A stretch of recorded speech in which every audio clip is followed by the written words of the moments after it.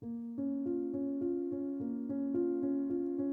Mahatma Gandhi was growing up, no one could have predicted that one day he would become one of the most inspiring people in the world with millions of followers, and that he would be considered India's father of the nation. Why? Because he was very shy and quiet boy who had really low self-esteem. Every day he would run home from school so he wouldn't have to talk to anybody. He was afraid that the other kids would make fun of him. He disliked sports and didn't do very well in school. Although he was good in English, he was average in math and poor in geography. He was a mediocre student. Gandhi was also really scared and panicked every time when he had to speak in front of people. So how can a person who was barely able to say anything in front of people could lead his nation to independence? Well, he initially saw his shyness as a bad thing and tried really hard to change it. After finishing school, he left home and went to London to study law. During his time in England, there were many occasions when he had a chance to do a public speaking. One time was especially painful for him. He was a part of a vegetarian community in London and had to give a speech there. He prepared his speech beforehand and rehearsed it many times, but when it was finally time to speak in front of people after reading one line, he panicked. His vision became blurred and he was trembling for fear. He stopped and had to ask someone else to read his rest of his speech. The fear of public speaking remained a burden for Gandhi and followed him later as a lawyer. The day after he passed his exams and became a lawyer, he returned to India, but sadly, he then found out that his mom passed away. During his first case before a judge,